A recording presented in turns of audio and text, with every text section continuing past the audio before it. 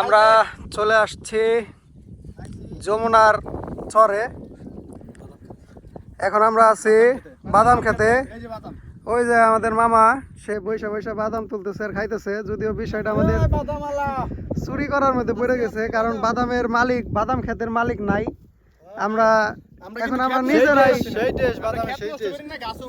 আমরা নিজেরাই বাদাম ক্ষেতের মালিক হয়ে গেছি, এক প্রকার চুরি বলেই চলে।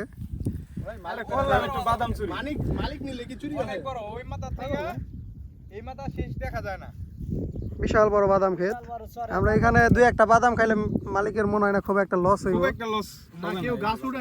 বাদাম গুলা এখনো কাঁচা, প্রচুর মিষ্টি, একে পাকা একে কাঁচা, অনেক সুস্বাদু মিষ্টি, কিন্তু অনেক মিষ্টি। আমাদের ট্যুরের প্রচুর মিষ্টি অজানার উদ্দেশ্যে ট্যুরের থেকে যে ভিডিওটা ছাড়তেছি, পানিও লাগে না। সেই ভিডিওর উদ্দেশ্যে আমরা বলতেছি যে আমরা এখনো পতাকা উত্তোলন করি নাই।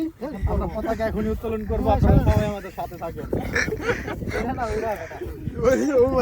পতাকা উত্তোলন করতে পতাকা দেখা তুই না, দেখানো ঠিক না।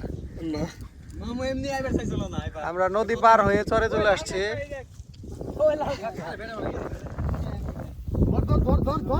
তাহলে খুব ভালো লাগতেছে এই জায়গাটা। অনেক বাতাস। রাজা কি বলো? আমরা 1 ঘন্টার মতো গোসল করলাম, তারপরে আমরা ট্রলার নিয়ে এই চরে আসলাম। চরে এসে দেখলাম বাদাম ক্ষেত। লোভ সামলাইতে না পাইরা এই যে বাদাম খাচ্ছি। এই যে দর্শক ভাইরা দেখেন, এই যে মালটা দেখেন, একের মাল। অনেক মজা লাগছে, অনেক টাকা দিয়ে এই সব পাওয়া যাবে না। বাদাম বলে সব হুট্টা হয়ে গেছে গা। প্রচুর পরিমাণ বৃষ্টি হওয়া যাবে, আমাদের পানি পায় না। মাইলালি পয়েন্টের ব্যাপারটা তো তার যা আছে দমবর্ষার মতো হয়ে গেছে। যাই হোক,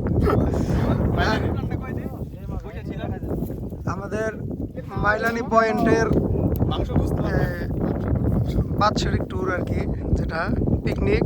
আমরা চলে আসছি আজকে মানিকগঞ্জের এটা একটা চর। এটা হচ্ছে কোন এরিয়া পড়ছে? দৌলতপুর থেকে অনেক ভিতরে। গ্রামের নাম হলো বৈশপুর।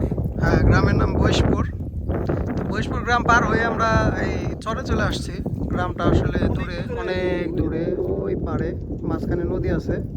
আর আমরা এখন আছি হলো চরে, নদীর শেষ করে চরে আসছি। এখানে আমরা সবাই যে বাদাম খেতে, বাদাম খুঁজা সবাই দেখতেছে আর খাচ্ছে। এই যে বডি অনেকগুলো বাদাম তুলছে। এটা ঘাস উঠানো ছিল, গাছ মরে গেছে, শুকায় গেছে, ওইখান থেকে বাদাম না। ওই বড় ধরে ভিডিও করি রে, ওই ব্যায়াম করি। তো আমাদের আনন্দ ভ্রমণটা সবার কেমন লাগতেছে? আসলে সবাই বাদাম তুলতে ব্যস্ত, তাই রোদ প্রচুর, যেহেতু অনেক রোদ, রোদের মধ্যে একটু অনেক সুস্বাদু বাদাম, নাই গেলে তো মজা। মিষ্টির মতো হাঙ্গর মাছের দাঁত দিয়ে খাবেন আপনারা, খুব মজা পাবেন। এই যে বাদাম, কাঁচা বাদাম, বাদাম দাদা, কাঁচা বাদাম। আমার কাছে আছে শুধু কাঁচা ক্ষেত। এটা কি সইলো ভাই? কাঁচা কাঁচা খেত কি আবার পাকা হয়?